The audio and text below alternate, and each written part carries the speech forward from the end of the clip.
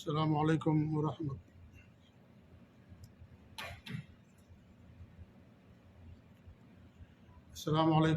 اللہ وبرکاتہ۔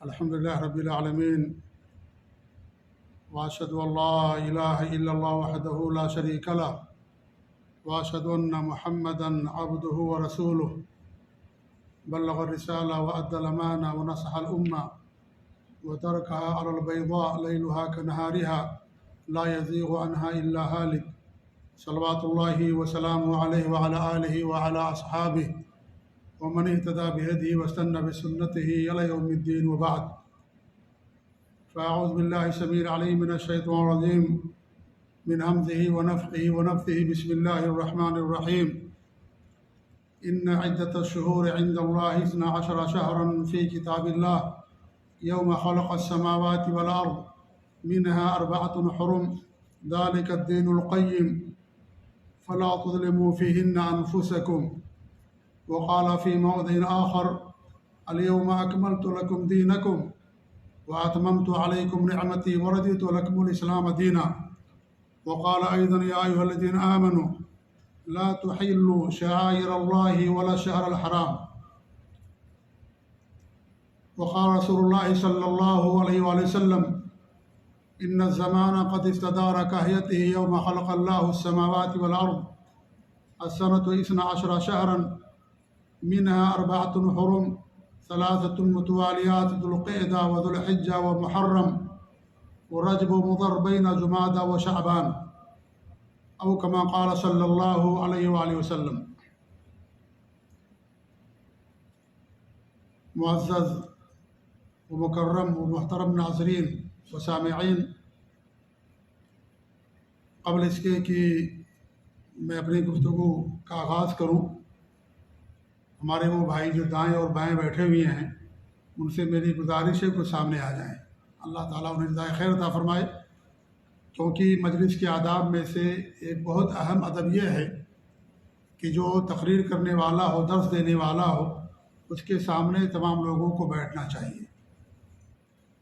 اور دوسری بات یہ ہے کہ اگرچہ اعلان نہیں کیا گیا لیکن انشاءاللہ پروگرام کے اختتام پر، یعنی درس کے ختم ہونے کے بعد انشاءاللہ سوال و جواب کی بھی نشست ہوگی، کیونکہ ایک لمبا عرصہ گزر گیا اور سوال و جواب کی کوئی نشست نہیں ہوئی، اور چونکہ ہمارے پاس انشاءاللہ وقت بھی رہے گا، اس لیے اس وقت کا فائدہ اٹھاتے ہوئے درس کے اختتام پر آپ کے سوالوں کے جوابات بھی دینے کی کتاب اللہ اور سنت رسول کی روشنی میں انشاءاللہ کوشش کی جائے گی۔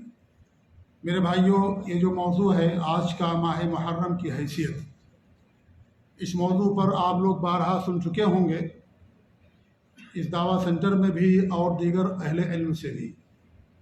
یہ کوئی نیا موضوع نہیں ہے، ماہ محرم کی مناسبت سے یہ موضوع رکھا گیا ہے، اور دوسری وجہ یہ ہے کہ آج بھی ہمارے معاشرے میں اس مہینے کے تعلق سے بڑی غلط فہمی پائی جاتی ہے۔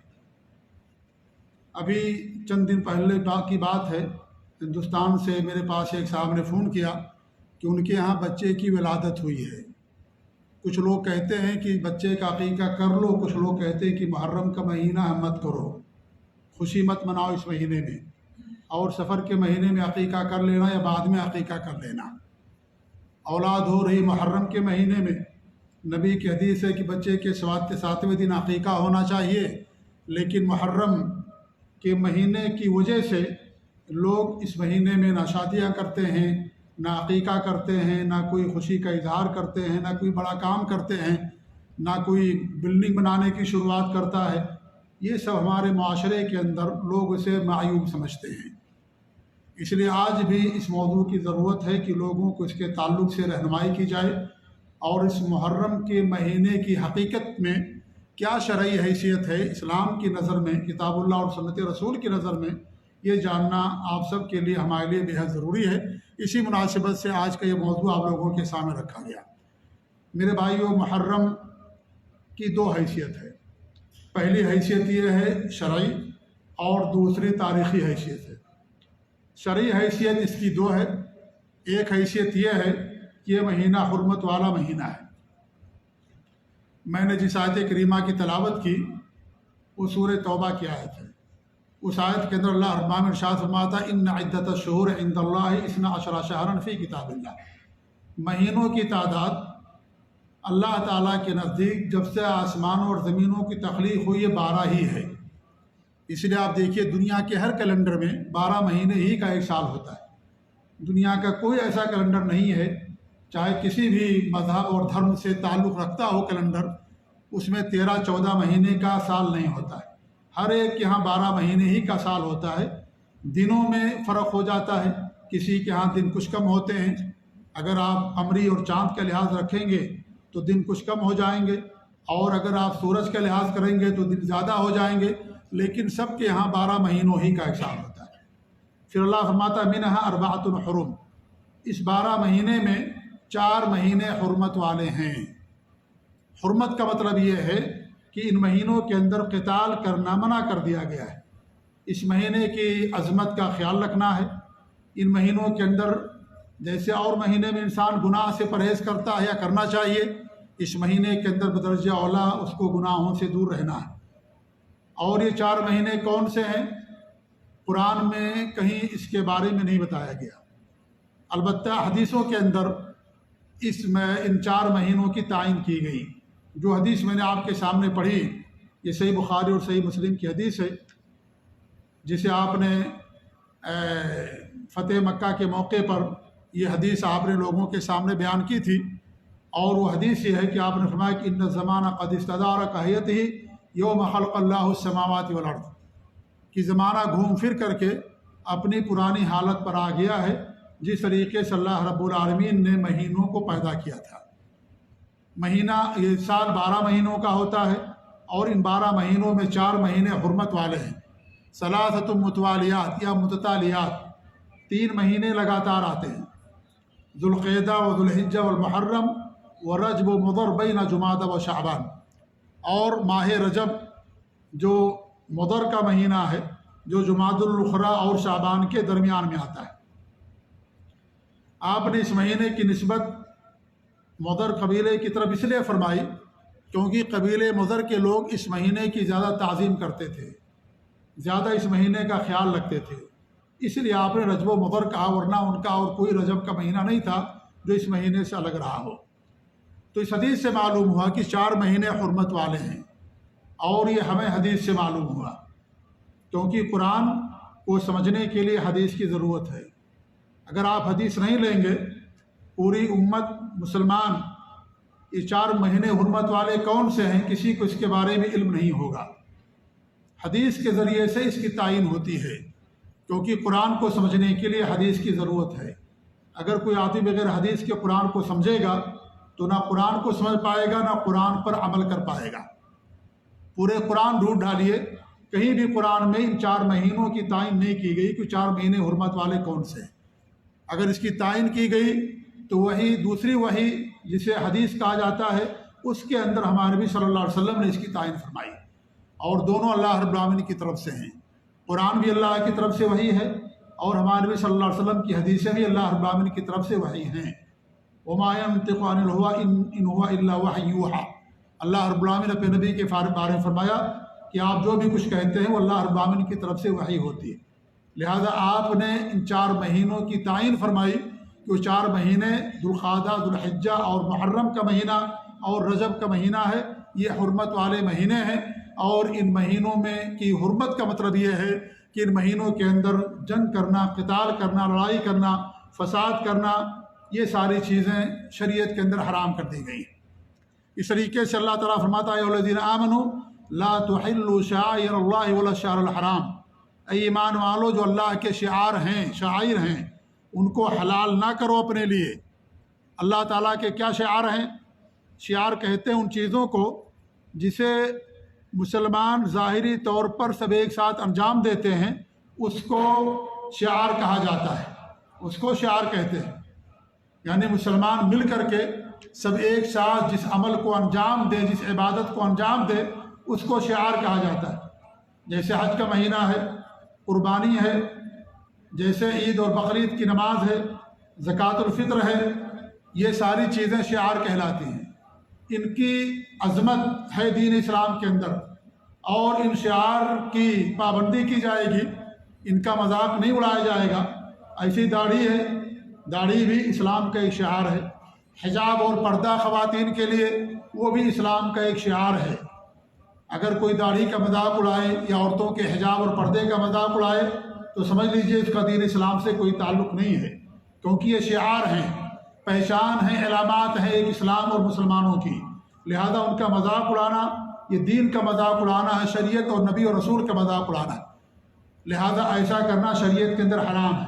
تو یہ شعار ہیں، تو اللہ فرماتا ہے یا الذین آمنوا لا تحلوا شعائر اللہ، اللہ کے جو شعار ہیں، جو علامات اور پہچان ہیں، ان کو حلال نہ کرو اپنے لیے، ان کا مذاق نہ اڑاؤ۔ ولا الشہر الحرام، اور نہ ہی جو حرمت والا مہینہ ہے یا حرمت والے جو مہینے ہیں ان کا بھی مذاق نہ اڑاؤ، ان کو بھی اپنے لیے حلال نہ کرو، بلکہ ان مہینوں کی عظمت کا خیال رکھو۔ ان مہینوں کے اندر قتال، لڑائی کرنا حرام کر دیا گیا ہے، لہذا اس کی حرمت کو سمجھو۔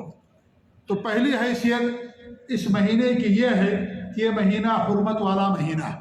دوسری حیثیت یہ ہے کہ یہ مہینہ نفلی روزوں کا مہینہ ہے۔ اللہ کے رسول صلی اللہ علیہ وسلم سے سوال کیا گیا یا آپ نے فرمایا افضل الصیام بعد رمضان شہر اللہ المحرم، رمضان کے بعد سب سے بہتر مہینہ روزوں کے لیے اللہ کا محرم کا مہینہ ہے۔ آپ دیکھیں اس حدیث کے اندر ماہ محرم کی نسبت اللہ تعالیٰ کی طرف کی گئی۔ سارے مہینے اللہ نے بنائے ہیں، لیکن یہ مہینہ اللہ کی طرف منسوب کرنے کی وجہ سے اس کی عظمت اور بڑھ جاتی ہے۔ اللہ کی طرف نسبت کرنے کی وجہ سے اس کی عظمت اور بڑھ گئی۔ تو ہمارے نبی فرماتے ہیں کہ شہر اللہ المحرم، اللہ کا محرم مہینہ، اس مہینے کے اندر روزہ رکھنا بہت ہی زیادہ باعث ثواب ہے، یعنی نفلی روزہ، ورنہ جو فرض روزے ہیں وہ رمضان کے مہینے میں انسان رکھتا ہے۔ پھر آپ نے فرمایا وہ افضل الصیام بعد الفریضہ صلاۃ اللیل، اور فرض نمازوں کے بعد سب سے بہتر نماز رات کی نماز ہوتی ہے، تہجد نماز ہوتی ہے۔ یہ صحیح مسلم کی حدیث ہے۔ تو اس سے معلوم ہوا کہ ماہ محرم کے اندر کثرت سے روزہ رکھنا یہ مسنون اور افضل عمل ہے۔ خاص طور سے محرم کی 10 تاریخ کا روزہ رکھنا یہ 1 سال کے گناہوں کا کفارہ ہے۔ جو چھوٹے چھوٹے گناہ انسان سے سرزد ہو جاتے ہیں، اگر انسان اس دن کا روزہ رکھتا ہے تو اللہ ربانو اس کے 1 سال کے گناہوں کو معاف کر دیتا ہے۔ حدیث آتی ہے کہ آپ صلی اللہ علیہ وسلم نے فرمایا احتسب اللہ ان یکفر السنۃ التي قبلها، کیا فرماتے ہیں کہ گزشتہ 1 سال کے گناہوں کو اللہ تعالیٰ معاف کر دیتا۔ مجھے اللہ تعالیٰ کی ذات سے امید ہے کہ جو یہ عاشورہ کا محرم کی 10 تاریخ کا روزہ رکھے گا، اللہ ربانو اس کے 1 سال کے گناہوں کو مٹا دیتا ہے۔ تو یہ اس کی فضیلت ہو گئی، شرعی حیثیت ہو گئی۔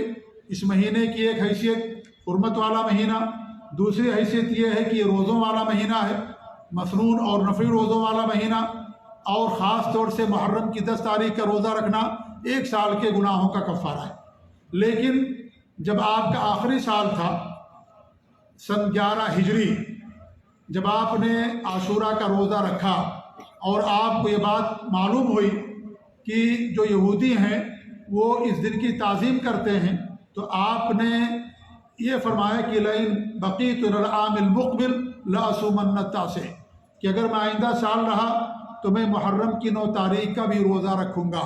اور آپ نے کہا کہ تم ان کی مخالفت کرو، کہ ان کی یہودیوں کی، وہ اعداء اسلام ہیں، نبی کے دشمن ہیں، اللہ کے دشمن ہیں، لہذا ہماری شریعت میں ان کی مخالفت کرنے کا حکم دیا گیا۔ تو آپ نے فرمایا کہ اگر میں آئندہ سال زندہ رہا تو میں 9 محرم کا بھی روزہ رکھوں گا، لیکن آئندہ سال آنے سے پہلے ربیع الاول کے مہینے میں 12 تاریخ کی آپ کی وفات ہو گئی۔ یہ حدیث آپ نے محرم میں فرمائی، محرم کا مہینہ گزرا، سفر کا مہینہ گزرا، ربیع الاول کی 12 تاریخ کو آپ کی وفات ہو گئی، اس لیے آپ کو 9 تاریخ کا روزہ رکھنے کا موقع نہیں مل سکا۔ اسی لیے ان کی ہمیں مخالفت کرنی ہے، اور ان کی مخالفت میں بہتر یہ ہے کہ انسان 9 اور 10 کا روزہ رکھے، کیونکہ ہمارے نبی کی تمنا تھی، ہمارے نبی کی آرزو اور خواہش تھی، اور نبی کی تمنا اور آرزو اور خواہش افضل اور بہتر چیز کے لیے ہوتی ہے۔ اسی لیے سب سے بہتر یہ کہ انسان 9 اور 10 کا روزہ رکھے، یا 10 اور 11 کا روزہ رکھے۔ ابھی 9 اور 10 تاریخ جو آ رہی ہے، آنے والی جمعرات محرم کی 9 تاریخ ہوگی سعودی عرب کے کیلنڈر کے لحاظ سے، اور جمعہ جو ہے یہ عاشورہ ہوگا، محرم کی 10 تاریخ ہوگی۔ تو جمعرات اور جمعہ، ویسے بھی جمعرات کی فضیلت ہے، ہر مہینے ہر ہفتے پیر اور جمعرات کا روزہ رکھنے کا حکم ہے یا افضل عمل ہے۔ ان دونوں دنوں میں اعمال اللہ کے دربار میں پیش ہوتے ہیں، تو 9 اور 10 یعنی جمعرات اور جمعہ کا روزہ یا جمعہ اور ہفتے کا روزہ۔ صرف جمعہ کا روزہ رکھنا منع کیا گیا شریعت کے اندر، لیکن آپ سنیچر کو ملا لیں یا اس سے پہلے ایک دن ملا لیں تو اس کے اندر کوئی حرج کی بات نہیں ہے۔ تو جمعہ اور سنیچر 10 اور 11، تو یہ 9 10 یہ بہتر ہے، یا 10 اور 11 روزہ رکھ لیں یہ بھی ان کی مخالفت ہو جاتی ہے۔ تو اس طریقے سے جو اس دن کا روزہ رکھتا ہے اللہ رب العالمین اس کے 1 سال کے گناہوں کو معاف کر دیتا ہے۔ یہ روزہ اسی دن سے چلا آ رہا ہے جس دن سے اللہ رب العالمین نے حضرت موسیٰ علیہ السلام کو نجات دی تھی، اسی لیے مکہ کے مشرکین بھی روزہ رکھتے تھے۔ ہمارے نبی صلی اللہ علیہ وسلم بھی عاشورہ کا روزہ مکہ کے اندر رکھا کرتے تھے، جیسا کہ حدیثوں کے اندر بیان کیا گیا ہے۔ جب آپ مدینہ پہنچے تو آپ نے وہاں کی یہودیوں کو روزہ رکھتے ہوئے پایا، تو آپ نے پوچھا تم لوگ کیوں روزہ رکھتے ہو؟ تو انہوں نے کہا کہ ہم اسی روزہ رکھتے ہیں کیونکہ اس دن اللہ رب العالمین نے حضرت موسیٰ علیہ السلام کو نجات دی تھی، تو شکرانے کے طور پر ہم روزہ رکھتے ہیں۔ تو ہمارے نبی نے فرمایا کہ میں تم سے زیادہ موسیٰ علیہ السلام کے قریب ہوں، لہذا آپ نے روزہ رکھا اور صحابہ کرام کو روزہ رکھنے کا حکم دیا۔ تو اس سے معلوم یہ ہوتا ہے کہ یہ جو روزہ 10 تاریخ کو رکھا جاتا ہے، محرم کی 10 تاریخ کو عاشورہ کا روزہ، اس کا تعلق حضرت موسیٰ علیہ السلام سے ہے کہ اس دن اللہ رب العالمین نے موسیٰ علیہ السلام کو نجات دی تھی، موسیٰ علیہ السلام کو اور بنو اسرائیل کو فرعون سے اور اس کے لشکر سے نجات دی تھی۔ فرعون اس کے لشکر کو پانی کے اندر اللہ رب العالمین نے ڈبو دیا تھا اور موسیٰ علیہ السلام کو نجات دی تھی، اس لیے آپ نے روزہ رکھا اور صحابہ کرام کو روزہ رکھنے کا حکم دیا۔ اور علماء نے بیان کیا کہ جب رمضان کے روزے فرض ہو گئے تو اس دن کا روزہ رکھنا مسنون ہو گیا۔ بہرحال یہ ہے اس 10 تاریخ کے روزہ رکھنے کی وجہ اور اس کا اصلی سبب جو آپ کے سامنے بیان کیا گیا۔ یہ جو ہمارے ہاں بہت مشہور ہے کہ نوح علیہ السلام کی کشتی محرم کی 10 تاریخ کو جا کر کے جودی پہاڑ پر رکی، یا یونس علیہ السلام مچھلی کے پیٹ سے نکلے، یا یوسف علیہ السلام کنویں سے نکالے گئے، یا اس طریقے سے یونس علیہ السلام کی قوم سے عذاب چلا تھا، ان کی قوم سے جو عذاب ٹال دیا گیا، یا اس طریقے سے ابراہیم علیہ السلام کی آگ ٹھنڈی ہوئی، یا موسیٰ علیہ السلام کو جادوگروں پر کامیابی حاصل ہوئی، وہ محرم کی 10 تاریخ تھی۔ یہ ساری باتیں بے سروپا ہیں، یہ ساری باتیں غلط ہیں، ان باتوں کا صحیح حدیث سے کوئی تعلق نہیں ہے۔ صحیح بات یہ ہے کہ اس دن اللہ رب العالمین نے موسیٰ علیہ السلام کو نجات دی تھی محرم کی 10 تاریخ کو، اس لیے انہوں نے روزہ رکھا اور ہمارے نبی نے بھی روزہ رکھا، اس لیے ہم روزہ رکھتے ہیں نبی کے حکم کی تعمیل میں، سنت کی اقتداء اور پیروی میں۔ اور اس کے علاوہ اور جو باقی باتیں بیان کی جاتی ہیں وہ ساری باتیں سراسر غلط ہیں اور صحیح حدیثوں کا کوئی ثبوت نہیں ملتا۔ تو یہ ہے اس مہینے کی شرعی حیثیت، حرمت والا مہینہ ہے اور روزوں والا مہینہ ہے۔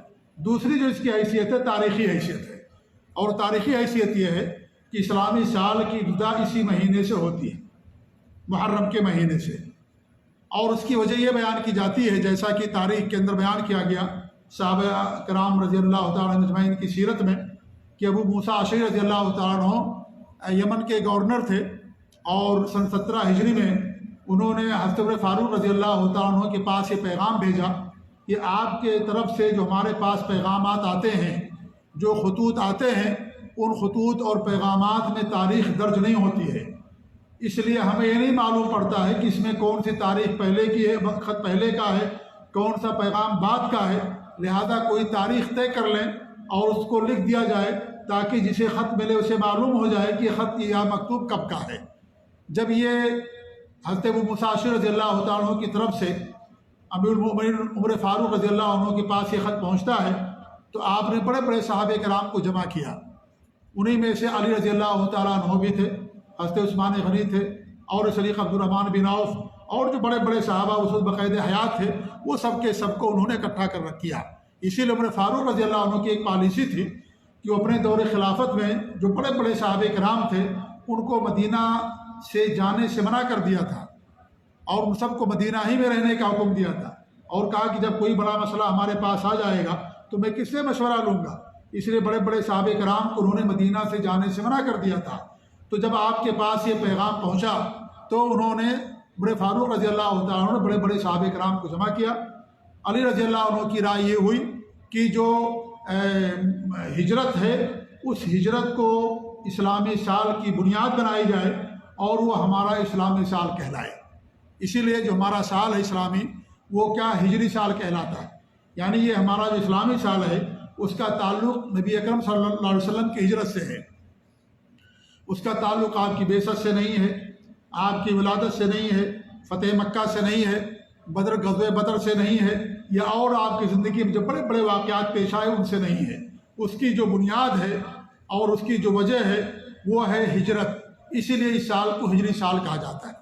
اسی لیے حضرت عمر فاروق نے یا علی رضی اللہ تعالیٰ عنہ نے اس کو اس لیے منتخب کیا، کیوں؟ اس لیے کہ اسلام کی نشر و اشاعت اللہ کے فضل کے بعد نبی کریم صلی اللہ علیہ وسلم اور صحابہ کرام کی کوششوں اور خدمات کے بعد آپ دیکھیے کہ ہجرت رسول ہی کی مرہون منت ہے۔ ہجرت ہی کو جیسے اللہ رب العالمین نے اسلام کو دنیا کے اندر غلبہ عطا کیا، وہ اسلام جو پہلے مکے کی گلیوں کے اندر مشہور تھا، جہاں پر اسلام کا نام لینا بھی قتل کے مرادف ہوا کرتا تھا، جب اسلام مکے سے نکل کر کے مدینے کے اندر پہنچتا ہے تو چند سالوں میں اللہ رب العالمین نے پورے جزیرۃ العرب کے اندر اسلام کو غلبہ عطا کر دیا۔ اور جب سن 11 ہجری کے اندر سن 10 ہجری کے اندر جب آپ نے حج فرمایا تو آپ کے ساتھ تقریباً 1,20,000 کا مجمع تھا۔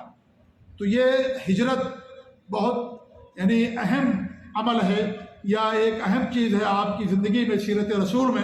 اسی لیے علی رضی اللہ تعالیٰ عنہ نے ہجرت کو بنیاد بنانے کا حکم دیا اور تمام صحابہ کرام نے اسی کو بنیاد رکھا، اس لیے ہمارا سال اسلامی جو ہے ہجری سال کہلاتا ہے۔ اور اس کی شروعات محرم کے مہینے سے ہوتی ہے۔ بنیاد بنی ہجرت لیکن شروعات محرم کے مہینے سے، کیوں؟ اس کی بھی ایک وجہ ہے۔ وجہ یہ ہے کہ جو دوسری بیعت ہوئی تھی آپ نے مدینہ کے صحابہ کرام سے، انصار سے جو بیعت لیا تھا، دوسری بیعت عقبہ جو کہی جاتی ہے حج کے مہینے میں، ذوالحجہ کے مہینے میں، نبوت کے 13ویں سال ذوالحجہ کے مہینے میں آپ نے انہیں حج کے ایام میں ان سے بیعت لی تھی۔ اور اس میں ایک بند یہ بھی تھا کہ جب ہم لوگ مکہ چھوڑ کر کے یا مسلمان مدینہ آئیں گے تو آپ سب لوگ ان کی مدد کریں گے، اسی لیے مدینہ کے صحابہ کو انصار کہا جاتا ہے۔ انصار کے معنی ہوتے ہیں مدد کرنے والے، اور جو ہجرت کر کے گئے ان کو مہاجر کہا جاتا ہے۔ اور مہاجر اس لیے کہ انہوں نے گھر بار چھوڑا، وطن چھوڑا، اولاد بھی چھوڑی، دولت بھی چھوڑی، اللہ اور اس کے رسول کے حکم کے مطابق تمام چیزیں چھوڑ کر کے مکہ کے لیے نکل گئے، اس لیے ان کو مہاجر کہا جاتا ہے۔ تو اس میں یہ بند تھا کہ جب ہم لوگ مدینہ آئیں گے تو آپ لوگ ہماری مدد کریں گے۔ جب یہ بیعت واقع ہو گئی تو ذوالحجہ کے بعد صحابہ کرام کا قافلہ مدینہ کے لیے روانہ ہونے لگا۔ چونکہ یہ بیعت ہوئی تھی ذوالحجہ کی 11 تاریخ کو یا 10 تاریخ کو رات میں یہ بیعت ہوئی تھی، اور ذوالحجہ کے بعد جو مہینہ آتا ہے محرم کا مہینہ ہوتا ہے، آدھے مہینے سے تو شروعات نہیں کی جا سکتی تھی، اس لیے ذوالحجہ کے بعد محرم کا مہینہ آتا ہے، اس لیے اسلامی سال کی شروعات محرم کے مہینے سے مانی گئی۔ تو یہ ہے اس کی وجہ، جو تاریخی حیثیت ہے کہ یہ ہجری سال یہ اللہ کے رسول صلی اللہ علیہ وسلم کی ہجرت کو یاد دلاتا ہے، محرم کا مہینہ، اور یہ تاریخی ایک حیثیت ہے، اس لیے یہ 2 حیثیتیں ہیں اس ماہ محرم کی، اس کے علاوہ اس کی کوئی اور تیسری حیثیت نہیں ہے۔ لیکن افسوس یہ ہے کہ بہت سارے لوگوں نے اسلام اور شریعت کی ان دونوں حیثیتوں کو بھلا کر کے محرم کی ایک تیسری حیثیت بنا ڈالی، جس حیثیت کا اسلام سے، شریعت سے کوئی تعلق نہیں ہے، اور وہ حیثیت یہ ہے کہ اسی مہینے کی 10 تاریخ کو، اور اتفاق کی بات ہے کہ جس سال حضرت حسین رضی اللہ عنہ کو شہید کیا گیا محرم کی 10 تاریخ کو، وہ جمعہ کا دن تھا، اور آج بھی جمعہ ہی کا دن ہے۔ تو یہ اس واقعے کو بنیاد بنا کر کے حضرت حسین رضی اللہ تعالیٰ عنہ کی شہادت کو بنیاد بنا کر کے ہمارے ملکوں کے اندر اس مہینے کے اندر ایسے اعمال انجام دیتے ہیں جس کا شریعت سے کوئی تعلق نہیں، بلکہ شرکیہ اعمال انجام دیتے ہیں۔ تعزیہ بنایا جاتا ہے، نوحہ ماتم کیا جاتا ہے، کالے کپڑے پہنے جاتے ہیں، اور محرم کی تاریخ شروع ہونے سے لے کر کے 10 تاریخ یا اس کے بعد بھی عزا کی مجلسیں منعقد کی جاتی ہیں، اور شادی بیاہ سے گریز کیا جاتا ہے، اور کالے کپڑے پہنے جاتے ہیں، گوشت نہیں کھایا جاتا، اور پتہ نہیں کیا کیا چیزیں لوگوں نے ایجاد کر رکھی ہیں جو اس مہینے کے اندر کی جاتی ہیں۔ نوحہ کرتے ہیں، ماتم کرتے ہیں، گریبان چاہ کرتے ہیں، اپنے جسم کو لہولہان کرتے ہیں، اور حضرت حسین رضی اللہ تعالیٰ عنہ اور آل بیت سے محبت اور وفاداری کا ثبوت دیتے ہوئے ان تمام چیزوں کو انجام دیتے ہیں، جبکہ تمام چیزوں کا اس مہینے سے کوئی تعلق نہیں ہے۔ میں نے بتایا کہ جو روزہ رکھا جاتا ہے وہ حضرت حسین کی شہادت کی بنا پر نہیں۔ جب روزہ ہمارے نبی نے رکھا تو حضرت حسین کی ولادت بھی نہیں ہوئی تھی۔ روزہ اس وقت سے رکھا جاتا ہے، حضرت موسیٰ علیہ السلام کے زمانے سے روزے کی شروعات ہوئی، اور مکہ کے اندر آپ صلی اللہ علیہ وسلم روزہ رکھتے تھے عاشورہ کا، مکہ کے مشرکین روزہ رکھتے تھے، اس طریقے سے مدینہ جب آپ پہنچے تو آپ نے روزہ رکھا۔ لہذا جو روزہ رکھا جاتا ہے یہ حضرت حسین رضی اللہ تعالیٰ عنہ کی شہادت سے کوئی تعلق نہیں۔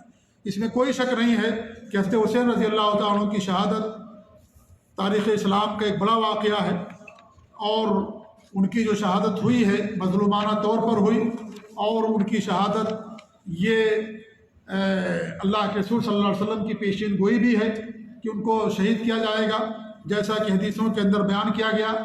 حدیث آتی ہے مسند احمد بن حنبل کی حدیث، حضرت عائشہ اور ام سلمہ رضی اللہ تعالیٰ عنہ سے ہمارے نبی نے فرمایا یا ان دونوں میں سے کسی ایک سے کہ لقد دخل علی البیت ملک، کہ اس وقت میرے پاس ایک فرشتہ آیا ہے، لم يدخل علی ما قبلها، کہ اس سے پہلے وہ فرشتہ کبھی بھی میرے پاس نہیں آیا۔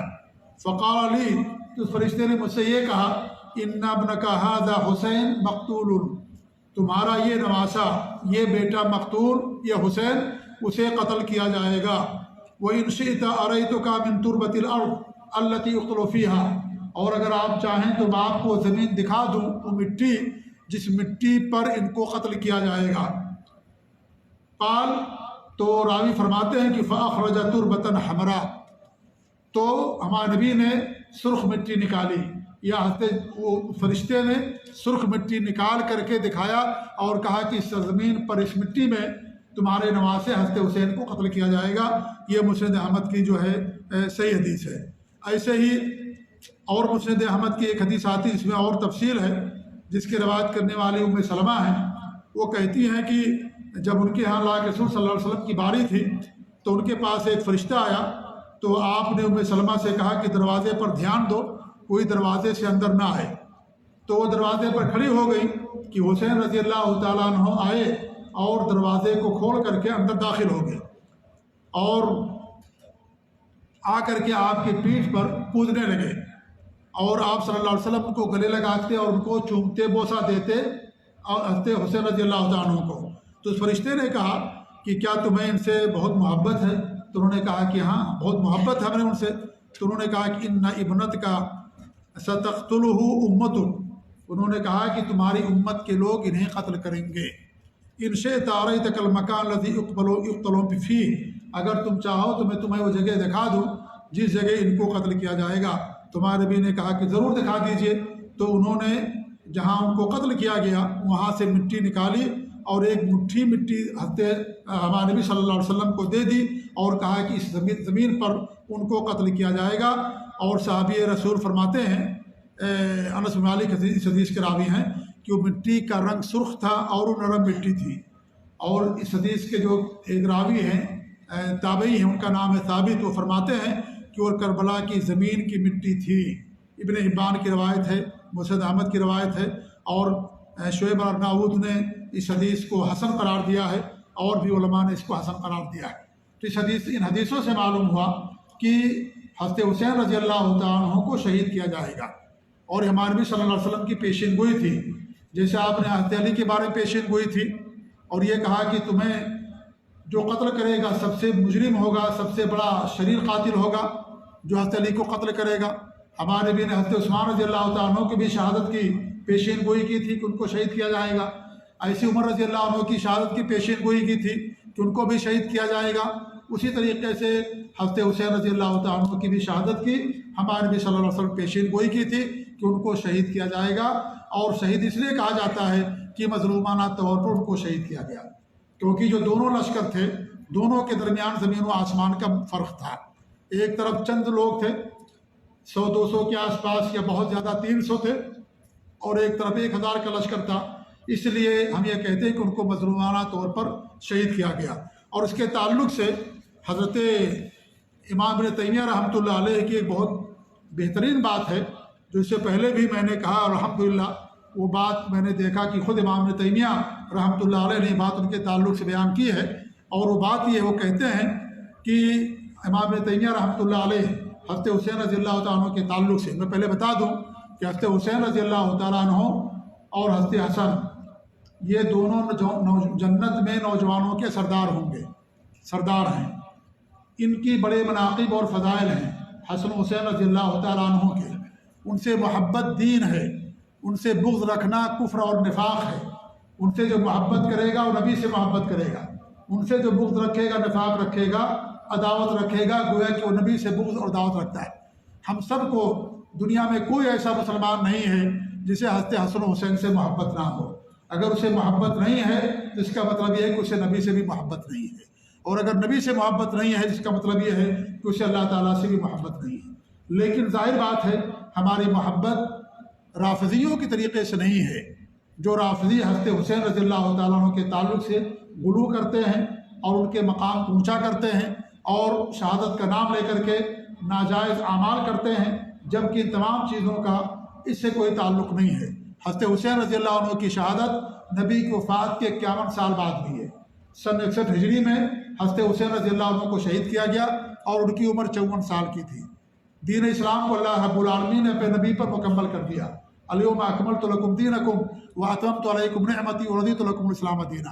ہم نے دین کو مکمل کر دیا، نعمت پوری کر دی، دین اسلام سے راضی ہو گیا، لہذا اسلام کی تکمیل کے 51 سال کے بعد اگر کوئی واقعہ پیش آئے تو اس کا کیا ہوگا؟ صرف اتنی سی حیثیت اس واقعے کی آپ شہید ہیں، ہمارے نبی نے پیشین گوئی فرمائی اور مظلومانہ طور پر آپ کو شہید کیا گیا۔ وہ جنگ نہیں چاہتے تھے، اسی لیے جب وہاں پہنچے تو انہوں نے 3 مطالبے رکھے۔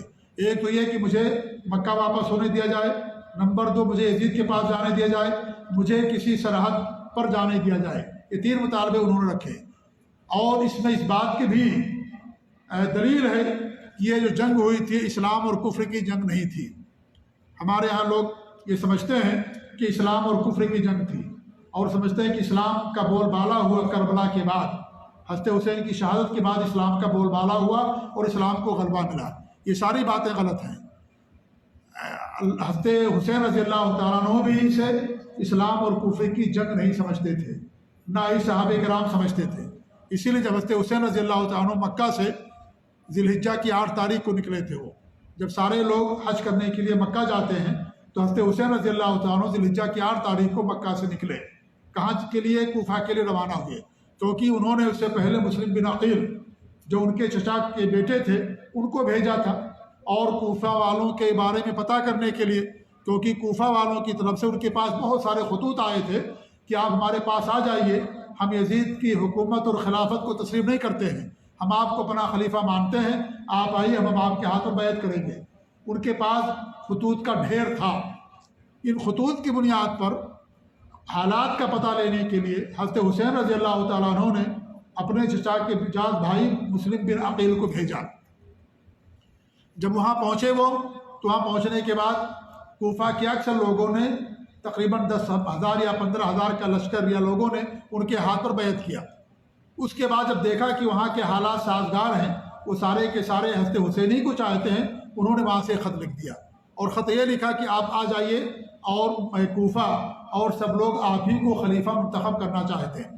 ادھر یہ خبر پہنچتی یزید کے پاس، یزید بن معاویہ رحمۃ اللہ علیہ کے پاس، جو حضرت معاویہ رضی اللہ عنہ کے صاحبزادے ہیں، ان کے پاس یہ خبر پہنچتی ہے۔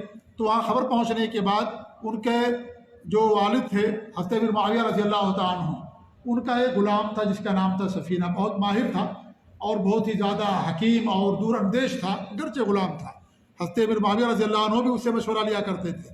تو مشورہ لینے کے لیے جس کے پاس بھی وہ صلاحیت ہوگی، چاہے آپ سے عمر میں کم ہو، منصب میں کم ہو، یہ صلاحیت اللہ تعالیٰ ہر ایک کو نہیں دیتا ہے، تو ان سے مشورہ لیا کرتے تھے۔ تو امیر معاویہ رضی اللہ تعالیٰ عنہ سے مشورے لیتے تھے۔ تو ان کے صاحبزادے یزید نے ان کو بلایا سفینہ کو اور کہا ایسا معاملہ ہم کیا کریں، کوفہ ہمارے عمارت سے نکلتا جا رہا ہے۔ تو انہوں نے کہا کہ ایسا کرو، تم وہاں عبید اللہ بن زیاد کو امیر بنا کر کے بھیج دو۔ عبید اللہ بن زیاد یہ بصرہ کا امیر تھا، بصرہ اور کوفہ دونوں قریب قریب شہر ہیں، تو انہوں نے کوفہ کی عمارت بھی عبید اللہ بن زیاد کو دے دیا۔ عبید اللہ بن زیاد کچھ دنوں کے بعد جب کوفہ پہنچتا ہے تو جب کوفہ گیا وہ تو اپنے چہرے کو اس نے چھپا کر کے رکھا تھا، کپڑے سے اور رومال سے باندھ رکھا تھا۔ یہ ساری باتیں ابن تیمیہ نے بیان کی ہیں رحمۃ اللہ علیہ، ابن کثیر نے، امام ذہبی نے، اور جو قابل اعتماد مورخین ہیں ہمارے اہل سنت والجماعت سلف صالحین کے عقیدے و منہج پر، ان کی تاریخ میں پیش کر رہا ہوں۔ وہ تاریخ نے جو رافضیوں نے لکھی ہے، یہ دشمنان اسلام دشمنان صحابہ نے لکھی ہے، ان کی تاریخ نہیں پیش کر رہا ہوں۔ جس تاریخ پر اعتماد کیا ابو اعلیٰ مودودی صاحب نے، وہ تاریخ میں نہیں بتا رہا ہوں، میں تاریخ بتا رہا ہوں جو تاریخ اہل سنت والجماعت نے لکھی ہے، سلف صالحین کے عقیدے اور منہج پر چلنے والے نے لکھی ہے، وہ تاریخ میں آپ لوگوں کے سامنے بیان کر رہا ہوں۔ امام ابن تیمیہ، امام ابن کثیر، امام ذہبی، اور اس طریقے سے ابن جریر طبری، اور اس طریقے سے بعد کے مورخین نے، احمد شاکر نے، اور بعد کے مورخین نے جو تاریخ بیان کی ہے کربلا کی، وہ تاریخ میں آپ لوگوں کے سامنے صحیح طور پر پیش کر رہا ہوں۔ عبید اللہ بن زیاد پہنچتا ہے، چہرے پر کپڑا بندھا ہوا ہے، لوگوں نے استقبال کیا، یا اہلا وسہلا بابن رسول اللہ، رسول اکرم صلی اللہ علیہ وسلم کے نواسے کا استقبال ہے۔ لوگوں کو سمجھ میں نہیں آ رہا تھا کہ کون ہے یہ، اسی لیے عبید اللہ بن زیاد بہت چالاک اور شاطر انسان، اس نے چہرے پر اپنے کپڑا باندھ لیا، کیونکہ اسے اطلاع مل گئی تھی کہ مسلم بن عقیل کی طرف سے خط پہنچ چکا ہے اور حضرت حسین کوفہ آنے والے ہیں۔ اس لیے جب وہ کوفہ میں داخل ہوا تو اس کے چہرے پر کپڑا بندھا ہوا تھا، چہرے پر باندھ رکھا تھا۔ لوگوں نے دیکھا، کہا کہ نواسی رسول حضرت حسین آ گئے، سب نے استقبال کیا۔ جب اس نے اپنے چہرے سے کپڑے کو اٹھایا تو اکثر لوگ انہی کی مجلس سے نکل گئے، اور رات ہوتے ہوتے اکثر لوگ جنہوں نے مسلم بن عقیل کے ہاتھ پر بیعت کیا تھا، وہ سب کے سب جا کر کے عبید اللہ بن زیاد سے مل گئے اور مسلم بن عقیل کا ساتھ چھوڑ دیا۔ تاریخ بہت کچھ لمبی ہے، وقت ہمارے پاس نہیں ہے، کہنے کا مقصد یہ کہ مسلم بن عقیل کو قتل کر دیا گیا، ان کو وہاں پر شہید کر دیا گیا، لیکن شہید ہونے سے پہلے انہوں نے کہا کہ مجھے موقع دیا جائے، اور ان کی خواہش پوچھی گئی تو انہوں نے کہا کہ میری یہ خواہش ہے، اور وہ خواہش یہ ہے کہ ہمارا یہ لیٹر حضرت حسین تک پہنچا دیا جائے۔ اور جو دوبارہ انہوں نے لیٹر لکھا، وہ یہ لیٹر لکھا تھا کہ تم مکہ ہی میں رہو اور کوفہ مت آؤ، یہاں کے لوگ اچھے نہیں ہیں اور یہ سب دغا دینے والے لوگ ہیں، ان پر اعتماد مت کرنا، لہذا تم یہاں آنے کی کوشش مت کرنا۔ عبید اللہ بن زیاد کی جو فوج تھی یا جو لشکر تھا، اس کے کمانڈر تھے عمر بن سعد بن ابی وقاص، سعد بن ابی وقاص۔ یہ 10 صحابہ جن کو جنت کی بشارت دی گئی، انہیں میں سعد بن ابی وقاص ان کے صاحبزادے ہیں، عمر بن سعد بن ابی وقاص۔ آپ دیکھیے ذرا، نام یاد رکھیے، عمر بن سعد بن ابی وقاص یہ کمانڈر تھے عبید اللہ بن زیاد کی طرف سے۔ اور کس کے بیٹے ہیں؟ صحابی رسول مبشر بالجنہ سعد بن ابی وقاص رضی اللہ تعالیٰ عنہ کے بیٹے عمر بن سعد، یہ کمانڈر تھے۔ انہوں نے کہا کہ میں آپ کا خط پہنچا دوں گا۔ انہوں نے ذمہ داری لی اور اس طریقے سے حضرت مسلم بن عقیل کو کوفہ کے اندر قتل کر دیا گیا۔ ادھر حضرت حسین رضی اللہ تعالیٰ عنہ ذی الحجہ کی 8 تاریخ کو وہاں سے نکل پڑے، اور جب نکلنے لگے تو صحابہ کرام ان کو منع کیا۔ منع کرنے والے بڑے بڑے صحابہ کرام تھے، خود ان کے خاندان کے لوگ تھے۔ عبداللہ بن عباس نے منع کیا، عبداللہ بن جعفر بن ابی طالب نے منع کیا، عبداللہ بن زبیر نے منع کیا، عبداللہ بن عمر نے منع کیا، جابر رضی اللہ عنہ نے منع کیا، ابو واقد لیثی نے منع کیا، مسور بن مخرمہ، یہ صحابہ کے نام بتا رہا ہوں، ان لوگوں نے منع کیا، اور اس وقت یہ بڑے مشہور شاعر تھے فرزدق، انہوں نے منع کیا۔ ان تمام لوگوں نے ان کو منع کیا، کہا کہ وہاں مت جاؤ۔ عبداللہ بن عمر نے کہا کہ میں تمہاری داڑھی خون کے اندر لت پت دیکھ رہا ہوں، تم وہاں مت جاؤ، اور ان کے پاس دوسرا پیغام نہیں پہنچا تھا۔ اگر یہ اسلام اور کفر کی جنگ ہوتی تو تمام صحابہ کرام ان کا ساتھ دیتے، ان کو اس جنگ پر نکلنے سے منع نہیں کرتے، نمبر 1۔ نمبر 2، جب وہ راستے میں پہنچتے ہیں اور جب انہیں اطلاع ملتی ہے اور عمر بن سعد کا قاصد سے ان کی ملاقات ہوتی ہے اور خط ملتا ہے، تو وہیں سے وہ اپنا ارادہ بدل دیتے، کہتے ہیں ہم لوگ مکہ واپس چلتے ہیں۔ تو مسلم بن عقیل کے جو گھر والے تھے انہوں نے کہا کہ نہیں، ہمارے رشتہ دار کو مظلومانہ طور پر قتل کیا گیا، ہم ان سے قصاص لیں گے۔ جب ان کا مطالبہ آتا ہے تو چاروں ناچار مجبور ہو کر کے عمر رضی اللہ حضرت حسین رضی اللہ عنہ پھر وہاں سے کوفہ کی طرف روانہ ہوتے ہیں۔ کوفہ کی طرف راستے میں انہوں نے ارادہ بدل دیا، مکہ واپس آنا چاہا، لیکن ان کے لوگوں نے کہا کہ نہیں، ہم خون کا بدلہ لیں گے، ہمارے بھائی کو یا ہمارے چچا کو قتل کر دیا گیا ہے، ہم ان سے خون کا بدلہ لیں گے۔ اس لیے حسین رضی اللہ عنہ مجبوری میں چاروں ناچار پھر کوفہ کی طرف روانہ ہونے لگے۔ راستے میں پہنچتے ہیں، کربلا سے پہلے ایک جگہ ان کی ملاقات ہوتی ہے عبید اللہ بن زیاد کے لشکروں سے، اور اس لشکر کے کمانڈر تھے عمر بن سعد بن ابی وقاص، جیسا کہ میں نے بیان کیا۔ عمر بن سعد بن ابی وقاص سے انہوں نے 3 باتیں رکھی اور کہا کہ یہ 3 مطالبہ میں آپ کے پاس رکھتا ہوں، اور ان تینوں مطالبوں میں سے کوئی ایک مطالبہ میرا مانا جائے۔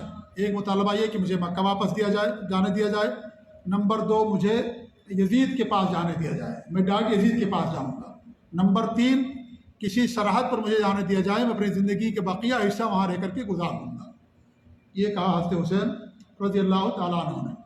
حضرت عمر بن سعد نے ان کی بات مان لی اور کہا کہ ٹھیک ہے۔ عبید اللہ بن زیاد نے بھی اس مطالبے کو قبول کر لیا تھا، لیکن اس سے پہلے میں حدیث آپ کے سامنے پیش کر چکا ہوں کہ ہمارے نبی کی پیشین گوئی تھی کہ حضرت حسین رضی اللہ عنہ شہید ہوں گے، اور ہمارے نبی صادق مصدوق ہیں، لہذا یہ شہادت گھر کے اندر نہیں ملتی ہے، شہادت کے لیے انسان کو گھر سے باہر نکلنا پڑتا ہے، اور یہ ساری چیزیں مقدر تھیں، اس لیے واقعہ محرم کی 10 تاریخ کو کربلا کی سرزمین پر پیش آیا۔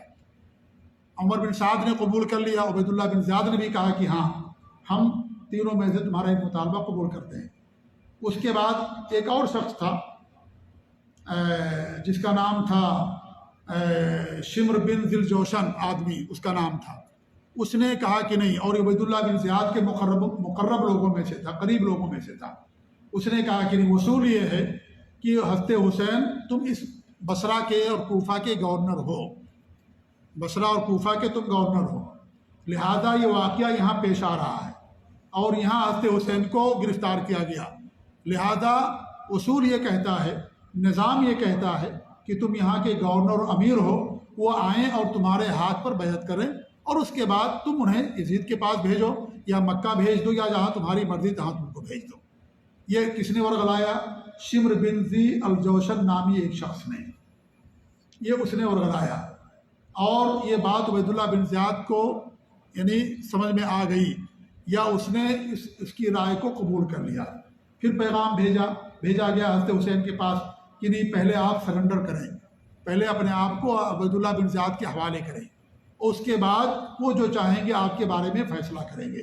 انہوں نے کہا کہ میں عبید اللہ بن زیاد کو اپنے آپ کو اس کے حوالے نہیں کر سکتا، میں نہیں کر سکتا اس کے حوالے اپنے آپ کو۔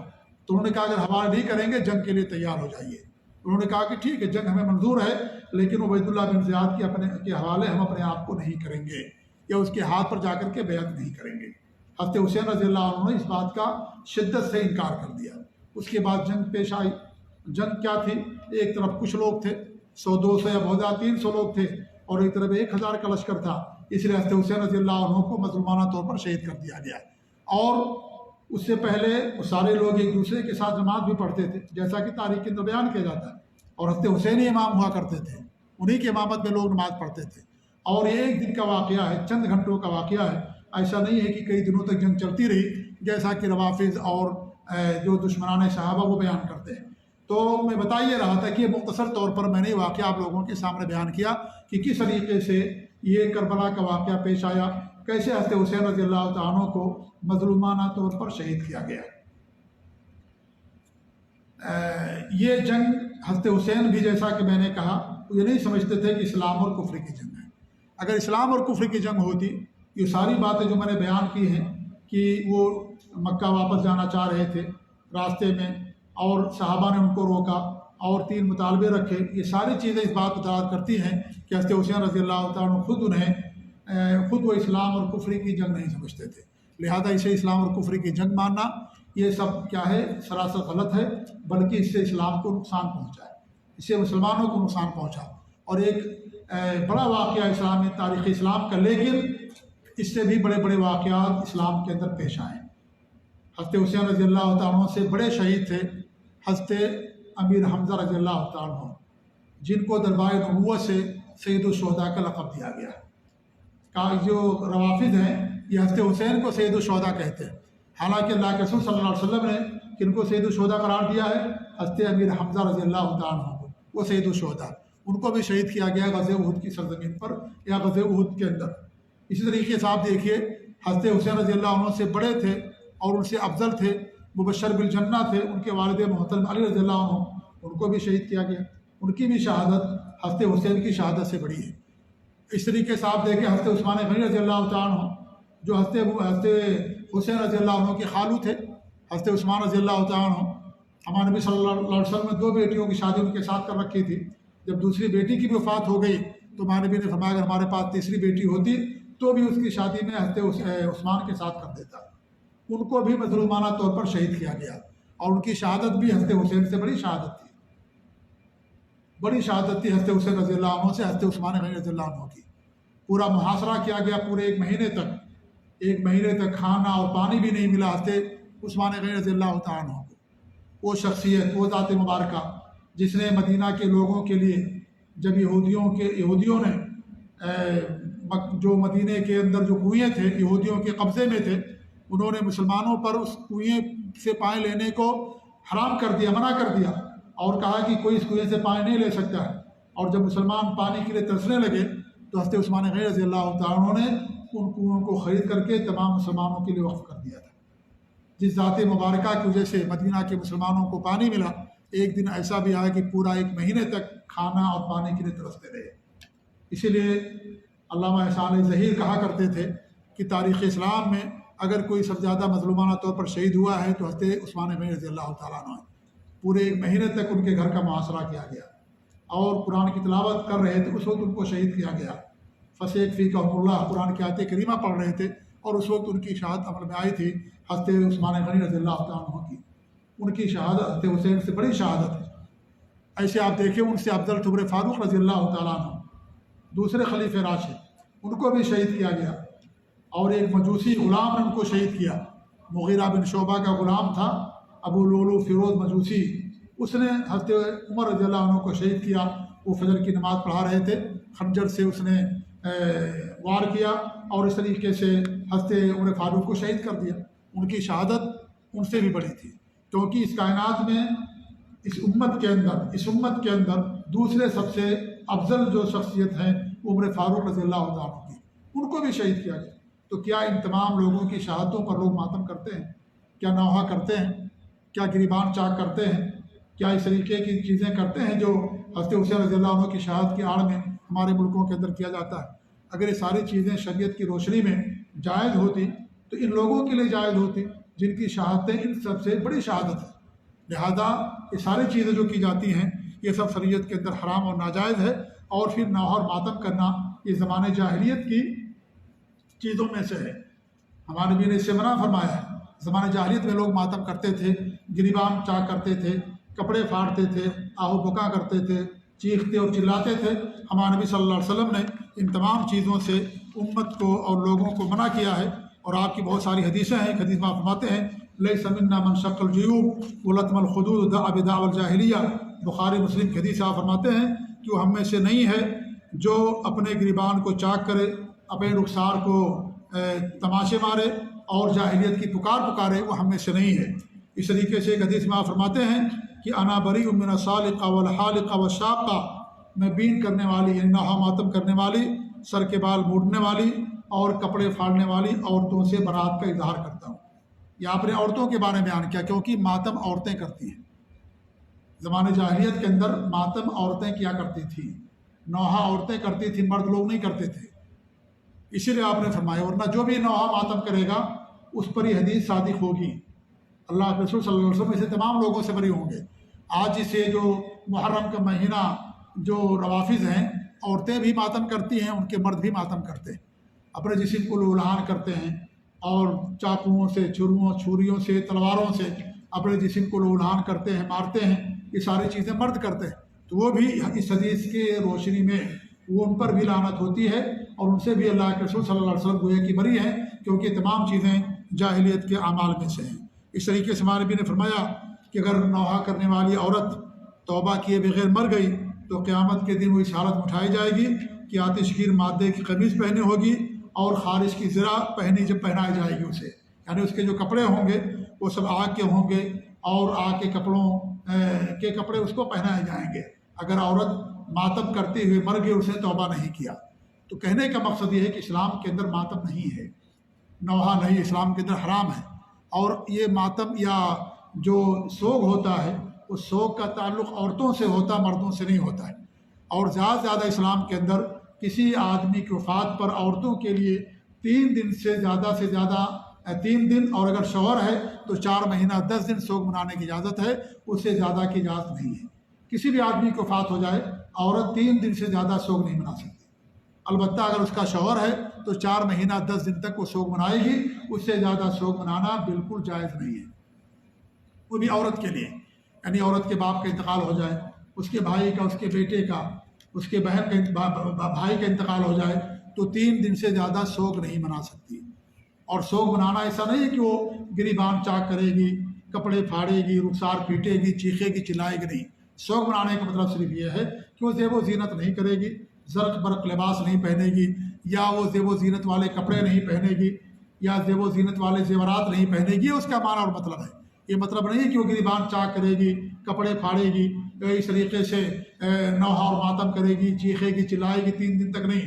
یہ ساری چیزیں حرام ہیں، زمانۂ جاہلیت کی چیزیں ہیں، ان تمام چیزوں شریعت کے اندر منع کر دیا ہے۔ حضرت حسین کی شہادت پر 1390 سال کا عرصہ گزر چکا ہے، 1390 سال، ابھی بھی لوگ ماتم کرتے ہیں، نوحہ کرتے ہیں۔ ہمارے نبی نے 3 دن سے زیادہ کسی بھی مرد کی وفات پر سوگ منانے سے منع کیا ہے۔ 1390 سال کا عرصہ گزر گیا حضرت حسین رضی اللہ عنہ کی شہادت پر، لیکن پھر بھی آج اس مہینے کے اندر نوحہ اور ماتم کیا جاتا ہے۔ اور میں کہتا ہوں کہ حضرت حسین سے بڑی بڑی شہادتیں ہوئیں، اور ان سے بڑی وفات تو ہمارے نبی صلی اللہ علیہ وسلم کی وفات ہے۔ ربیع الاول کے مہینے میں حضرت حسین کو جو بھی مقام ملا، جو بھی مرتبہ ملا، ہمارے نبی کی وجہ سے ملا، ہمارے نبی کی زبان سے ان کو یہ مرتبہ دلایا گیا، اللہ رب العالمین کی طرف سے ملا، ہمارے نبی نے ان کے لیے اعلان کیا، لہذا جو بھی مقام مرتبہ ملا ان کو اس کی وجہ سے ملا۔ تو ہمارے نبی صلی اللہ علیہ وسلم کی وفات ہوئی ربیع الاول کے مہینے میں، ربیع الاول کے مہینے بچے کی ولادت و عقیقہ کر سکتے ہیں آپ، شادی بیاہ کر سکتے، بڑا کام بھی کر سکتے ہیں، لیکن محرم کے مہینے میں آپ نہیں کر سکتے۔ یہ کون سی محبت ہے؟ کیا حضرت حسین کی شہادت نبی کی وفات سے بڑھ کر کے ہے؟ اگر کوئی سمجھتا ہے تو مسلمان ہی نہیں ہے۔ اگر وہ حضرت حسین کی شہادت کو نبی کی وفات سے بڑی وفات اور بڑی شہادت سمجھتا ہے تو سمجھ لیجیے کہ اس کا اسلام سے کیا تعلق ہے۔ تو ایسا سمجھتا ہے، نہ اس کو اللہ سے محبت ہے، نبی سے محبت، نہ دین اسلام سے محبت ہے۔ تو حضرت حسین سے بڑی شہادت نہیں تھی ہمارے نبی کی وفات سے، لہٰذا جب نبی کی وفات پر یہ ساری چیزیں نہیں کی جاتی ہیں تو حضرت حسین کی شہادت پر کرنا کیسے ہمارے لیے جائز ہوگا؟ لہٰذا یہ ساری چیزیں کیا ہیں؟ شریعت کی روشنی میں سب کے سب حرام ہیں، ناجائز ہیں، اور ایسا کرنا بالکل ہمارے لیے یا کسی کے لیے بھی جائز نہیں ہے۔ تو میں بات کر رہا تھا حضرت امام ابن تیمیہ رحمۃ اللہ علیہ کی، کہ انہوں نے بہت پیاری بات بیان کی ہے، اور وہ بیان یہ کرتے ہیں کہ یزید بن معاویہ کے تعلق سے کہ وہ عثمان بن عفان کی خلافت میں ان کی ولادت ہوئی۔ میں ترجمہ پڑھ دیتا ہوں، مجموع الفتاویٰ کے اندر 3 جلد 410 اور 413 کے اندر یہ باتیں موجود ہیں، میں اختصار کے ساتھ آپ لوگوں کے سامنے پیش کر رہا ہوں۔ وہ کہتے ہیں کہ یزید بن معاویہ کی ولادت عثمان بن عفان کی خلافت میں ہوئی، اور انہوں نے نبی کا زمانہ نہیں پایا، نبی سے ملاقات نہیں ہوئی، اور نہ ہی وہ صحابہ میں سے تھے، اس پر تمام علماء کا اتفاق ہے، اور نہ ہی وہ دین اور صلاح میں بہت زیادہ مشہور لوگوں میں سے تھے، یعنی ان کی دینداری اور ان کی جو صلاح اور جو تقویٰ ہے وہ بہت زیادہ مشہور نہیں ہے۔ وکان من شبان المسلمین، اور یہ مسلمانوں کے نوجوانوں میں سے تھے، اور ولا کانا کافر ولا زندیق، نہ وہ کافر تھے نہ زندیق تھے۔ وہ تولا بعد ابی ہے علی کراہت من بعض المسلمین، اور انہیں اپنے باپ کے بعد مسلمانوں کی کراہیت اور ناپسندیدگی کی وجہ سے کی بنیاد پر ان کو یہ خلافت ملی، یعنی بہت سارے لوگوں کو ان کی جو حکومت تھی ناپسند تھی، تو کہتے ہیں کہ اپنے باپ کے بعد بہت سارے مسلمانوں یا بعض مسلمانوں کی ناپسندیدگی کے باوجود انہیں اپنے والد کی خلافت ملی، ورضا من بعضهم، اور بعض مسلمان ان سے راضی تھے، وکان فیہ شجاعۃ وکرم، اور یہ بہت بہادر تھے، یہ شجاعت تھی ان کے اندر، اور بہت ہی زیادہ سخی تھے، کرم ان کے اندر پایا جاتا تھا۔ اسی لیے عبداللہ بن عباس نے بھی ان کو کیا کہا کہ فتح العرب قرار دیا ہے۔ عبداللہ بن عباس نے یزید بن معاویہ کے بارے میں فرمایا کہ وہ نوجوانوں میں سے ایک نوجوان تھا، یعنی بہت بہادر انسان تھا۔ اس لیے جب یہ یزید پیدا ہوا تو اس کے بعد ان کے والد نے اسے گاؤں کے اندر بھیج دیا۔ گاؤں کے اندر جانتے ہیں کہ اتنی زیادہ ترقی نہیں ہوتی ہے، وہاں تکلیفیں ہوتی ہیں، گرمی ہوتی ہے، سردی ہوتی ہے، زبان صحیح ہوتی ہے، انسان مصیبتوں پر صبر کرنا سیکھتا ہے، جبکہ شہر کے اندر ساری چیزیں نہیں ہوتی۔ شہر کے اندر آسائشیں ہوتی ہیں، آرام ہوتا ہے، تو انسان ناز و نعم کے اندر پلتا ہے۔ تو انہوں نے باقاعدہ دیہات کے اندر، گاؤں کے اندر بھیج دیا تھا یزید کو، اور یزید کی پرورش وہیں پر ہوئی، گاؤں کے اندر ہوئی تھی، یعنی دیہات کے علاقوں میں ہوئی تھی یزید کی پرورش، اس لیے ان کے اندر بہادری تھی اور کرم تھا۔ پھر وہ کہتے وَلَمْ يَكُنْ مُظْهِرًا لِلْفَوَاحِشِ كَمَا يَحْكِي عَنْهُ خُصُومُهُ، اور وہ فواحش کا بھی ارتکاب نہیں کرتے تھے جیسا کہ ان کے دشمن ان کے بارے میں بیان کرتے ہیں۔ وجرت فی عمارت امور عظیمہ، اور ان کی عمارت میں بڑے بڑے امور ہوئے، انہی میں سے حضرت حسین کا قتل ہے۔ پھر کیا پڑھتے وہ لم یأمر بقتل الحسین، انہوں نے حضرت حسین کو قتل کرنے کا حکم نہیں دیا تھا، حضرت حسین کو قتل کرنے کا حکم نہیں دیا تھا حضرت یزید نے۔ ولا اظہر الفرح بقتلہ، اور نہ حضرت حسین کے قتل پر انہوں نے خوشی کا اظہار کیا۔ ولا نکتب بالقدیم علی ثنایا رضی اللہ تعالیٰ عنہ، اور نہ ہی ان کے دانتوں پر اپنی چھڑی سے نشان لگایا۔ یہ اب عبیداللہ بن زیاد کے بارے میں آتا ہے، حضرت یزید کے بارے میں نہیں ہے کہ حضرت یزید نے چھڑی رکھی تھی حضرت حسین کے سر پر، یہ بات درست نہیں ہے۔ وہ کہتے ہیں ولا حمل راس الحسین ولا حمل راس الحسین الشام، اور نہ ہی حسین کے سر کو شام کی طرف لے جایا گیا تھا۔ لیکن امر بمنع الحسین رضی اللہ تعالیٰ عنہ بدفعہ عن الامر، انہوں نے کیا کیا تھا یزید نے حضرت حسین کو منع کر دیا تھا، حکم دیا تھا حضرت یزید نے کس کو، عبیداللہ بن زیاد کو، کہ حضرت حسین کو روک دو اور جو ہے انہیں معاملے سے باز رکھو۔ وَلَوْ كَانَ بِقِتَالِهِ، اگرچہ ان سے یہ کام کرنے کے لیے قتال کی نوبت آ جائے۔ یعنی حضرت یزید کا کیا حکم تھا؟ اس کا حکم یہ تھا عبیداللہ بن زیاد کو کہ ان کو کسی بھی طریقے سے حکومت سے باز رکھنا ہے۔ یہ نہیں کہ وہاں کے لوگ ان کو اپنا خلیفہ منتخب کر لیں، کوفہ کے خلیفہ الگ ہو جائیں، ان کو ان سے باز رکھنا یہ چاہتا تھا، نہ ان کا قتل کرنا چاہتا تھا، نہ اس نے یہ حکم دیا تھا۔ فزاد النواب علی امرہ، ان کے جو جانشین اور نائبین تھے یزید کے، انہوں نے زیادہ کر دیا چاپلوسی میں، یہ ہمارا مقام بڑھ جائے گا یا اور کچھ ہو جائے گا، اس لیے انہوں نے زیادہ کر دیا، یزید نے قتل کرنے کا حکم نہیں دیا۔ فطلب منہم الحسین، یزید تو حضرت حسین نے ان سے طلب کیا، مطالبہ کیا کہ انہیں یزید کے پاس جانے دیا جائے یا کسی سرحد کے پاس جانے دیا جائے یا مکہ واپس جانے دیا جائے۔ فمنعوہ، تو لوگوں نے اس کو منع کر دی، الا ان یستأصل لہم، ہاں اس بات پر انہوں نے اجازت دی کہ اپنے آپ کو ان کے حوالے کر دیں، کن کے؟ عبیداللہ بن زیاد کے۔ وہ عمر بن سعد بقتالہ، اور پھر عمر بن سعد کو ان سے جنگ کرنے کا انہوں نے حکم دیا۔ فقتلوہ مظلوما، ان کو مظلومانہ طور پر قتل کر دیا گیا، یہ لوگوں نے قتل کر دیا۔ اس کے اندر کیا بات بتایا انہوں نے؟ یہ بتایا کہ جو 3 مطالبے رکھے تسلیم کر لیا گیا تھا، لیکن بعد میں جیسا کہ میں نے بیان کیا کہ وہ مطالبہ ماننے کے لیے لوگوں نے یہ کہا کہ بھئی وہ آپ کو اپنے حوالے کریں، سرنڈر کریں، آپ اس کے بعد جو فیصلہ کرنا چاہیں گے کریں گے، تینوں میں سے کوئی ایک بات۔ تو انہوں نے حضرت حسین رضی اللہ عنہ نے اس بات کو نہیں مانا۔ آگے فرماتے ہیں جو جس کے لیے میں نے بات پیش کی ہے کہ شہادت گھر میں بیٹھ کر کے نہیں ملتی، اور ان کی جو پرورش ہوئی حضرت حسن حسین کی، یہ اسلام میں پیدا ہوئے یہ، اور ان کے جو بھی لوگ تھے بڑی بڑی آزمائشوں میں گزرے، یہ کسی بڑی آزمائش سے نہیں گزرے تھے، اس لیے اللہ رب العالمین نے ان کو بھی آزمائش میں ڈالنا چاہا، اس لیے کا معاملہ پیش ہے جیسا کہ آگے بیان کرتے ہیں۔ وہ کہتے ہیں کہ فلما قتل حسین رضی اللہ تعالیٰ عنہ یوم عاشورہ، حضرت حسین رضی اللہ عنہ کو عاشورہ کے دن جب قتل کر دیا گیا، قتلته الطائفہ الظالمہ الباغیہ، ظالم اور باغی جماعت نے ان کو قتل کیا۔ وَأَكْرَمَ اللَّهُ الْحُسَيْنَ بِالشَّهَادَةِ، اور اللہ رب العالمین نے حضرت حسین کو شہادت سے سرفراز کیا، ان کے درجے کو بلند کیا۔ کما اکرم بہ من اکرم من اہل بیتہ، جیسا کہ اللہ رب العالمین ان کے گھر والوں میں سے اور لوگوں کو عزت دی۔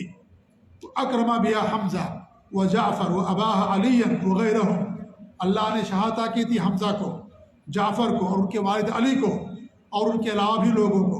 وکان شہادتہ مما رفع اللہ بہ منزلتہ اعلی درجتہ، اور ان کی شہادت ایسی ہوئی کہ اللہ رب العالمین اس کے ذریعے سے ان کے منزلت کو اونچا کیا، ان کے درجے کو بلند کیا۔ فَإِنُّهُ هُوَ وَأَخُوهُ الْحَسَنُ سیدہ شباب اہل جنہ، کیونکہ وہ اور ان کے بھائی حضرت حسن یہ دونوں جنت میں نوجوانوں کے سردار ہوں گے۔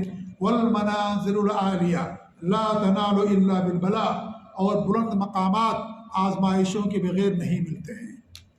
کما قال نبی صلی اللہ علیہ وسلم لما سئل، جیسا کہ ہمارے نبی نے فرمایا جب ان سے سوال کیا گیا، کیا کہا جب سوال کیا گیا ای الناس اشد بلاء، سب سے زیادہ کس آدمی کی آزمائش کی جاتی ہے؟ تو آپ نے فرمایا الانبیاء، نیک لوگوں کی، ثم الصالحون، پھر اچھے لوگوں کی، ثم الامثل فالامثل، پھر جتنا اچھا ہوتا اس کے لحاظ سے اس کی آزمائش کی جاتی ہے۔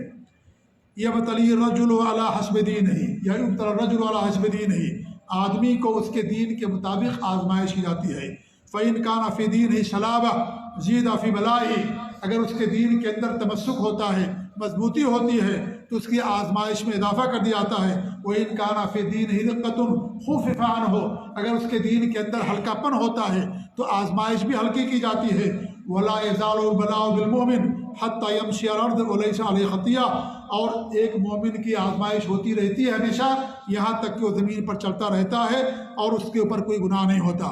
فکان حسن الحسین قد سبق له من اللہ ما سبق من المنزلۃ العالیہ، حسن و حسین کو اللہ تعالیٰ کی طرف سے وہ مقام ملا جو مقام ہم نے بیان کیا۔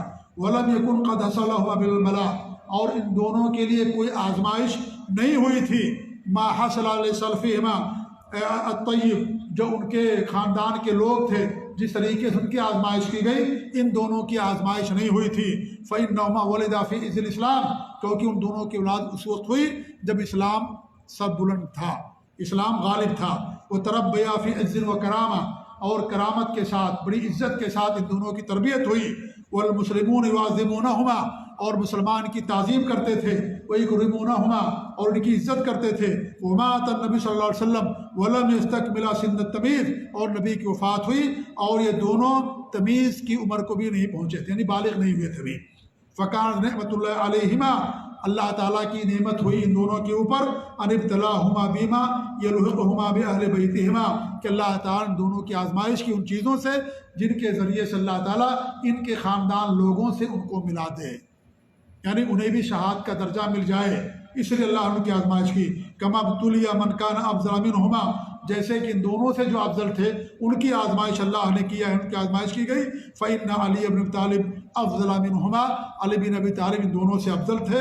وقد قتل شہیدا، اور ان کو شہادت کے طور پر ان کو قتل کیا گیا اور شہید ہوئے۔ وکان مقتل حسین مما ثارت بہ الفتن بین الناس، اور حضرت حسین کا قتل ہونا یہ ان چیزوں میں سے ہے جس کی وجہ سے لوگوں کے اندر فتنہ بڑھا۔ کما کان مقتل عثمان رضی اللہ عنہ من اعظم الاسباب التي اوجبت الفتن بین الناس، جیسا کہ عثمان رضی اللہ تعالیٰ عنہ کے مقتل سے بھی، ان کی شہادت سے بھی بڑے بڑے اسلام جو ہے بڑے بڑے فتنے لوگوں کے اندر پیدا ہوئے۔ وہ بسبب ہی تفرقت الامہ الی اليوم، اور ان کے قتل کی وجہ سے آج تک امت مختلف ہے اور فرقوں میں بٹی ہوئی ہے۔ یہ کس کا قول ہے؟ یہ ہے امام ابن تیمیہ رحمۃ اللہ علیہ کا، جو انہوں نے 25ویں جلد جو ابن فتاویٰ ہے ان کی مجموع الفتاویٰ، اس کے اندر انہوں نے یہ بات بیان کی ہے۔ تو میں نے بیان کیا کہ حضرت حسین رضی اللہ تعالیٰ عنہ کو شہادت کا درجہ ملا، مظلومانہ طور پر ان کو شہید کیا گیا، اور شہادت انسان کو گھر میں نہیں ملتی ہے۔ اور جیسا کہ حضرت امام ابن تیمیہ نے فرمایا کہ ان دونوں کی ولادت ہی اس وقت ہوئی جب اسلام سربلند تھا، اسلام کو غلبہ حاصل تھا، اور ہمارے نبی کی جب وفات ہوئی، تمیز یعنی بلوغت کی اور شعور کی عمر کو لوگ نہیں پہنچے تھے، اللہ نے ان کی آزمائش کرنا چاہا، کیونکہ آزمائش دین کی بنا پر ہوتی ہے، جو جتنا زیادہ دیندار ہوتا ہے اس آدمی کی اتنی ہی آزمائش کی جاتی ہے، لہٰذا ان دونوں کی بھی آزمائش ہوئی، اور اس آزمائش کے ذریعے سے اللہ رب العالمین نے ان کے مقام کو بلند کیا۔ تو اس لیے ہم کہتے ہیں کہ حضرت حسین رضی اللہ عنہ شہید ہوئے، مظلومانہ طور پر ان کی شہادت پیش آئی، لیکن یہ جنگ جیسا کہ میں نے بیان کیا کہ اسلام اور کفر کی جنگ نہیں تھی، نہ حضرت حسین اسے اسلام اور کفر کی جنگ سمجھتے تھے، اور نہ ہی صحابہ کرام اسے اسلام اور کفر کی جنگ سمجھتے تھے۔ لہٰذا یہ جو ساری باتیں ہمارے ملکوں کے اندر حضرت حسین کی شہادت کے نام پر کی جاتی ہیں، ان تمام چیزوں کا دین اسلام سے کوئی تعلق نہیں ہے، ان میں سے بہت ساری چیزیں شرکیاں ہیں، اور اگر شرکیاں نہیں ہیں تو تو بدعات اور خرافات میں کوئی بھی چیز اس سے کمتر نہیں ہے۔ اور جہاں تک یزید کی بات ہے تو یزید بھی نیک لوگوں میں سے تھا وہ، اور امام احمد بن حنبل نے اپنی کتاب الزہد میں سے ان کے اقوال نقل کیے ہیں یزید کے، اور اس طریقے سے بہت سارے صحابہ کرام نے ان کے ہاتھ پر بیعت بھی کی تھی۔ لہذا یزید کو مطعون کرنا یا اسے اسلام سے خارج کر دینا، یہ ساری باتیں حرام اور ناجائز ہیں۔ وہ ایک صحابی کے بیٹے ہیں حضرت بن معاویہ رضی اللہ تعالیٰ عنہ کے، اور بہت سارے صحابہ کرام نے ان کے ہاتھ میں بیعت کر رکھی تھی، چند صحابہ کرام کو چھوڑ کر کے، عبداللہ بن زبیر، حضرت حسین، ایسے ہی اور جو کوفہ کے لوگ تھے ان کو چھوڑ کر کے باقی اور جو صحابہ کرام تھے اور لوگ تھے سب لوگوں نے ان کے ہاتھ پر بیعت کر رکھا تھا۔ لہذا جو تاریخ اور جو تصویر یزید کی ہمارے ملکوں کے اندر پیش کی جاتی ہے وہ قطعاً وہ تصویر اس کی نہیں ہے، بلکہ ہمارے نبی نے ایک حدیث میں فرمایا کہ جو لوگ قسطنطنیہ پر حملہ کریں گے اللہ رب العالمین کے لیے واجب کر دیا ہے، اور یہ باقاعدہ کمانڈر تھے یزید، اور ان کی کمانڈری میں عبداللہ بن عمر نے، جابر نے، ابو ایوب انصاری نے اور دیگر لوگوں نے، حتیٰ کہ حسن و حسین نے ان کی کمانڈری میں جنگ لڑی ہے حضرت یزید کی کمانڈری میں۔ اور حضرت ابو ایوب انصاری رضی اللہ تعالیٰ عنہ جب نبی صلی اللہ علیہ وسلم مکہ چھوڑ کر کے مدینہ گئے، اور مدینہ جب پہنچے تو ابو ایوب انصاری رضی اللہ عنہ گھر میں آپ رہتے تھے جب تک کہ آپ نے اپنے لیے چھوٹے چھوٹے حجرے نہیں بنا لیے۔ وہی ابو ایوب انصاری رضی اللہ عنہ ہیں، جب ان کی وفات ہوتی ہے تو انہوں نے باقاعدہ وصیت کی تھی کہ میرے جنازے کی نماز اگر کوئی پڑھائے گا تو یزید ہی پڑھائے گا۔ ابو ایوب انصاری رضی اللہ عنہ نے باقاعدہ وصیت کی تھی، اور یہ ساری باتیں ثابت شدہ ہیں۔ تو کہنے کا مقصد یہ ہے کہ یزید کے بارے میں جو تصویر ہمارے ملکوں کے اندر بیان کی جاتی ہے وہ تصویر قطعاً صحیح نہیں ہے۔ کم سے کم کچھ اگر آپ نہیں مانتے ہیں تو ایک صحابی کا بیٹے ضرور ہیں، کم سے کم یہ آپ کو ضرور ماننا پڑے گا کہ مسلمان ہیں، اور جب مسلمان آپ مانیں گے تو کسی مسلمان کے لیے رحمت کی مغفرت کی آپ دعا کر سکتے ہیں، اس لیے اس کو رحمۃ اللہ علیہ کہنا، رحم اللہ کہنا، یہ قطعاً اس میں کوئی حرج کی بات نہیں ہے۔ یہ چند باتیں تھیں ماہ محرم کے حوالے سے جو میں نے آپ کے سامنے پیش کی ہیں۔ اللہ تعالیٰ دعا کہ اللہ رب العالمین ہمیں حقائق کو جاننے کی توفیق عنایت فرمائے، اللہ رب العالمین ہمیں حق پر قائم رکھے، بدعات و خرافات سے دور رکھے، اللہ تعالیٰ ہمارے دلوں کے اندر صحابہ کرام کی محبت کو پیدا فرمائے، اور اللہ رب العالمین ہم سب کو توحید اور سنت پر قائم رکھے، اور شرک، بدعات اور خرافات سے تمام چیزوں سے اللہ تعالیٰ ہم سب کو دور رکھے، آمین۔ وصلی اللہ علی محمد وعلی آلہ وصحبہ، جزاکم اللہ خیر، والسلام علیکم ورحمۃ اللہ وبرکاتہ۔